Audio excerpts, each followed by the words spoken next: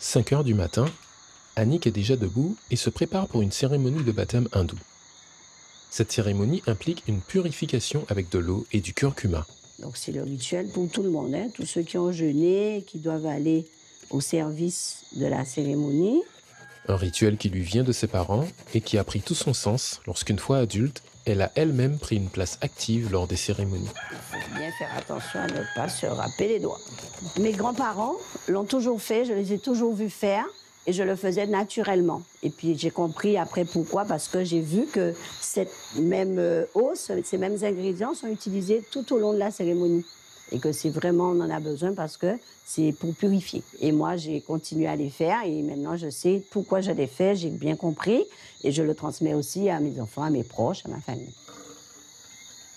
Annick va maintenant se laver le corps avant de finir sa préparation.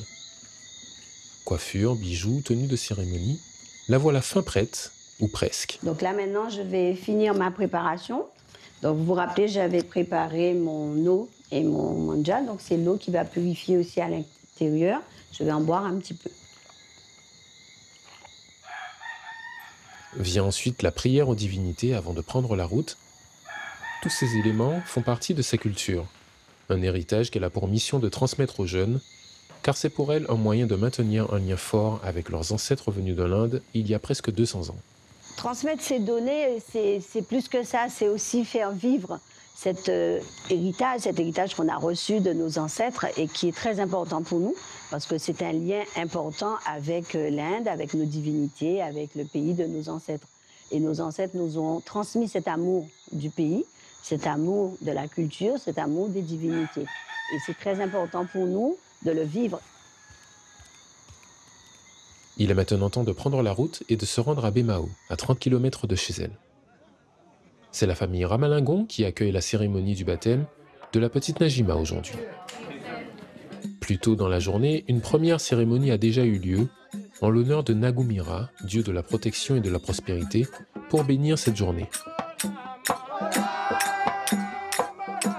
Préparation de la table, des offrandes, danse traditionnelle, Annick est présente à chacune des étapes de la cérémonie pour superviser le bon déroulement des gestes et rituels.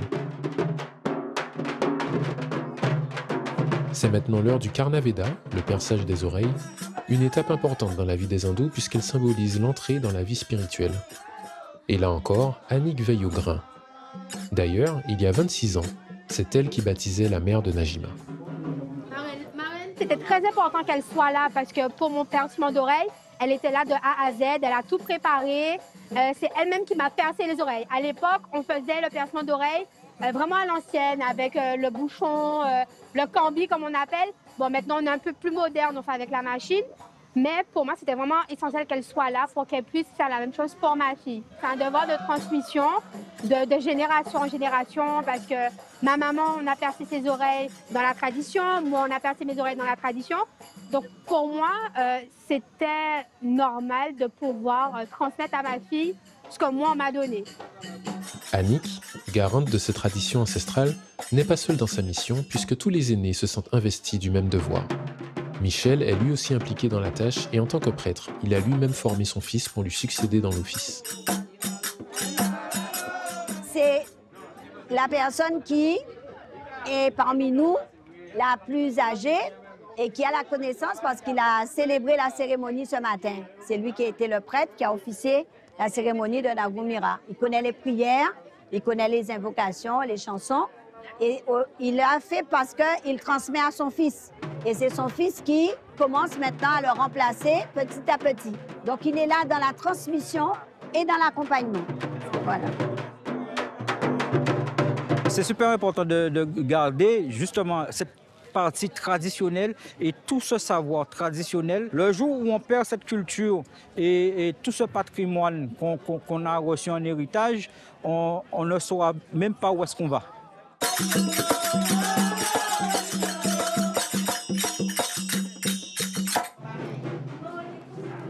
Nouveau jour, nouvelle cérémonie, et là encore, Tati Annick est sollicitée pour enseigner aux jeunes comment prendre soin des divinités. Voilà, et tu attaches pour moi derrière.